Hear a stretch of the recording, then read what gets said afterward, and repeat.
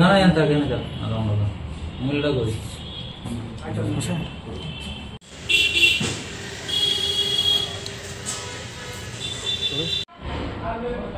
সত্য পদ্ধতি তারা শিখতে হবে।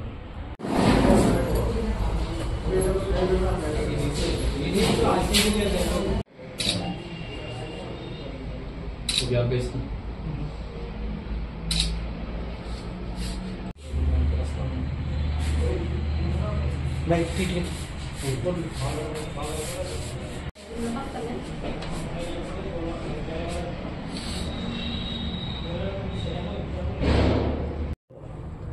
আজকে সকাল অনুমান 6:30 নাগাদ আমাদের থানার অফিসাররা সিদ্ধিআশ্রম স্টেশন রোড এলাকায় মোবাইল করার সময় একটা সন্দেহভাজন অটোকে ডিটেইন করে। তো সেটার মধ্যে একজন নন বেঙ্গলি মহিলা ছিল, পরবর্তীতে জানা যায় তার নাম হলো রূপা দেবী। তো একটা সন্দেহ হয়, তাদেরকে জিজ্ঞাসাবাদ করে তাদের কথার মধ্যে অসংলগ্নতা ধরা পড়ে। তখন আমাদের অফিসারদের সন্দেহ হয় এবং এনডিপিএস আইনের সমস্ত ফর্মালিটিস মেনে সেই গাড়িটা এবং তাদের দেহ তল্লাশি করা হয়। তো সেখান থেকে দেখা যায় যে রূপা দেবীর শরীরের মধ্যে একটা হলুদ কালারের কাপড় দিয়ে অনেকগুলো বোতল ফেন্সিডিল বাঁধা অবস্থায় ছিল। তাছাড়া ওনার ব্যাগের মধ্যেও ফেন্সিডিল ছিল।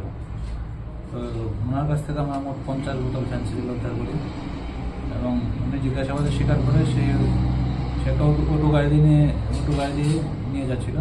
অটো ড্রাইভারও ওনার সঙ্গে যুক্ত, মানে আগেও এরকম করেছে এবং সেই ড্রাইভারকে ইউজ করেই এগুলি নেওয়া আনা করতো। এমনিতে তাদের সাথে আর কি যুক্ত আছে? আমরা তাদের মোবাইলে অনেকগুলি কল রেকর্ডস পেয়েছি, মোবাইলগুলি আমরা সিজ করেছি, এগুলি আমরা ভেরিফাই করে দেখবো কারা কারা যুক্ত, তাদেরকে পুলিশ রিমান্ড আনা হবে। মহিলা এমনিতে আর কি করে, শুধু এটার সাথে জড়িত না? সেটা আমরা পরবর্তী সময় ইনফরমেশনে বের করবো। বাজার মূল্য কত হবে? সেটা বডি রেট আছে একটা বোতল 266 টাকা। তো বাড়ি কোন যাবে? রূপা দেবীর বাড়ি বিহার, কাটোয়ারি। এখানে কোথায় থাকে? এখানে সে পার্মানেন্ট কোনো অ্যাড্রেস নেই, আসে আবার চলে যায়। তাদেরকে আজকে কি আজকে কোর্টে পাঠানো হচ্ছে পুলিশ রিমান্ড চেয়ে। কদিন? 3 দিনের রিমান্ডের জন্য লিখেছেন। স্যার, এইভাবে শহরের মাঝখানে এরকম লোক ধরা পড়ছে, কি বলবেন এটা নিয়ে? আপনারা কতটুক সামনের দিনে এটা নিয়ে? আমরা এটা নিয়ে খুব তৎপর এবং সেটা বন্ধ করার জন্য আমরা খুবই চেষ্টা করছি।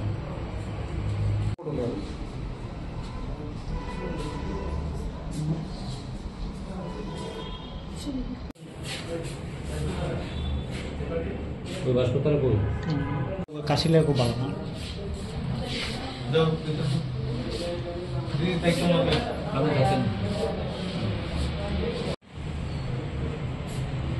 মহিলার